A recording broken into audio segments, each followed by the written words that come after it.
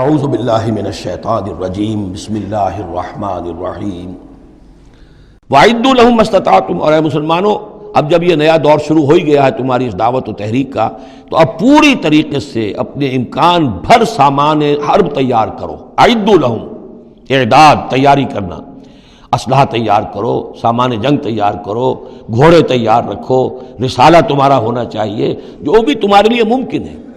یہ توکل کا مطلب یہ نہیں ہے کہ تم ہاتھ پر ہاتھ دھر کر بیٹھ رہو اللہ تمہاری مدد کرے گا۔ اعدوا لہم ما استطعتم، اپنی استطاعت جو ہے اس کی حد تک تو پوری تیاری کرو، من قوت، طاقت سے بھی، ومن رباط الخیل، اور پلے ہوئے گھوڑوں کے ذریعے سے بھی۔ اس لیے کہ اس زمانے میں جنگ کے لیے سب سے زیادہ جو مؤثر شے تھی، آپ کو معلوم ہے، وہ گھوڑا، تیز رفتار ہے۔ اونٹ جو ہے تیز دوڑ نہیں سکتا ہے۔ اور اسی حوالے سے آج سمجھ لیجئے ہمارے لیے بہت اہم مسئلہ ہے یہ، اللہ تعالیٰ نے شاید عالم اسلام میں پورے میں پتہ نہیں 50 60 70 کتنے ملک دنیا میں ہیں مسلمان کہلاتے ہیں، ایک ملک ہے صرف جسے ایٹمک صلاحیت دی ہے، اور یہ امانت پوری امت مسلمہ کی ہے، مسلمانوں نے پاکستان کے پاس۔ اور اس کے بارے میں اگر امریکہ کا دباؤ قبول کر لیا گیا تو یہ سب سے بڑی خیانت ہوگی اللہ کے ساتھ، امت مسلمہ کے ساتھ، اللہ کے دین کے ساتھ۔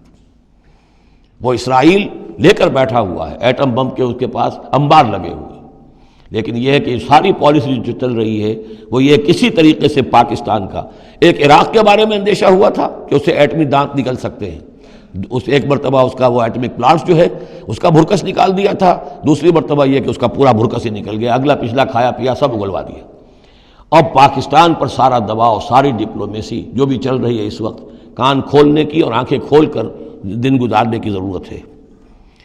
ہمیں حکم یہ کہ جو بھی اللہ نے تمہیں دیا ہے، تمہارا امکان، جو بھی تمہارے پاس امکانی طاقت ہے، اسے سنبھال کر رکھو، ڈیٹرنٹ۔ اعدوا لہم ما استطعتم من قوت ومن رباط الخیل ترہبون بہ عدو اللہ، تاکہ تم اللہ کے دشمنوں کو اس سے ڈرا سکو، یہی ہے ڈیٹرنٹ، معلوم ہو کہ ان کے پاس وہ طاقت ہے۔ وعدوکم، اور اپنے دشمنوں کو بھی ڈرا سکو، وآخرین من دونہم، ایک تو ہے اللہ کے دشمن اور تمہارے دشمن ایک اور بھی ہیں جو ان کے سوا ہیں، ان کے پرے ہیں، انہیں تم نہیں جانتے، لا تعلمونہم اللہ یعلمہم، اللہ انہیں جانتا ہے، یعنی وہ مارے آستین منافقین ہیں، یہ تمہاری اپنی آستینوں کے اندر بیٹھے ہوئے ہیں، تمہیں پتہ بھی نہیں ہے کہ وہ لوگ بھی در حقیقت ففتھ کالمسٹ عنصر ہے کہ جو در حقیقت تمہاری تباہی چاہتا ہے، بربادی چاہتا ہے۔ وما تنفقوا من شیء، اب ظاہر بات ہے کہ اگر ساز و سامان فراہم کرنا ہے، اسلحہ فراہم کرنا ہے، اور ساز و سامان کے لیے جو ہے گھوڑے تیار کرنے ہیں، تو انفاق کرنا پڑے گا۔ انفقوا مما رزقناکم وما تنفقوا من شیء فی سبیل اللہ یوفی الیکم، اور دیکھو جو کچھ بھی تم خرچ کرو گے اللہ کی راہ میں، وہ پورا پورا تمہیں مل جائے گا، پورا پورا دیا جائے گا۔ وانتم لا تظلمون، اور تم پر کوئی زیادتی نہیں ہوگی، تمہاری کوئی حق تلفی نہیں ہوگی۔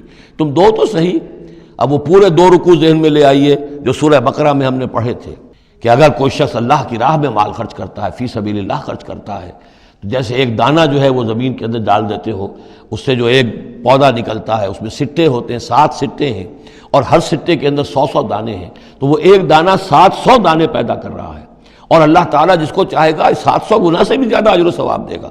کہاں سید کر رکھ رہے ہو اپنے پیسے، خرچ کر دو اسے، اس لیے کہ اب اس دعوت کا اور اس تحریک کا اور محمد رسول اللہ کی جو جد و جہد ہے اس کا وہ مرحلہ آ گیا ہے کہ اب ساز و سامان اور کیل کانٹے سے لیس ہونا ضروری ہے۔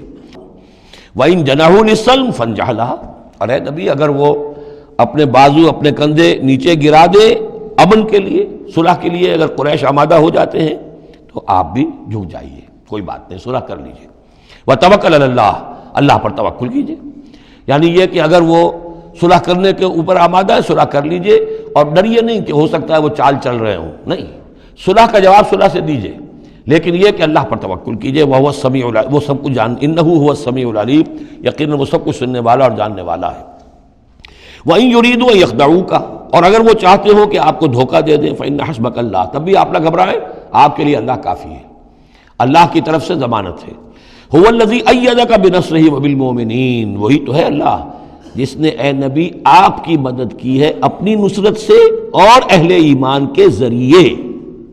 یہ ذرا نوٹ کیجئے، اللہ نے محمد کی مدد کی ہے اہل ایمان کے ذریعے، یعنی اللہ تعالیٰ کا یہ فضل ہوا محمد رسول اللہ صلی اللہ علیہ وسلم پر کہ ایسے صحابہ عطا فرمائے جو مخلص تھے، کہ جہاں آپ کا پسینہ گرا وہاں انہوں نے اپنی خون کی ندیاں بہا دی۔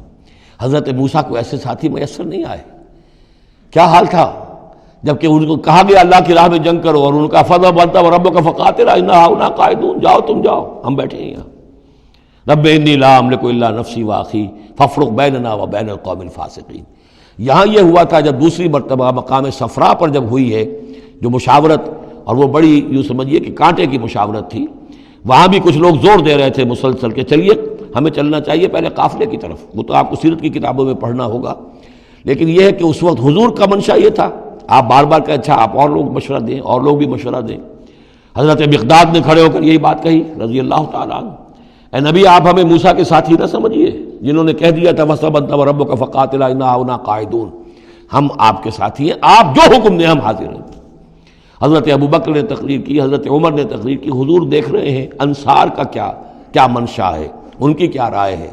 پھر کھڑے ہوئے حضرت سعد، انہوں نے کہا ہے کانک تعنینا یا رسول اللہ، اے اللہ کے رسول شاید آپ کا روح سخن ہماری جانب ہے، شاید اس وجہ سے کہ ہمارا جو معاہدہ ہوا تھا بیعت عقبہ ثانیہ میں وہ یہ تھا کہ اگر مدینے پر حملہ ہوگا تو ہم آپ کی حفاظت کریں گے، شاید یہ گمان ہے آپ کا.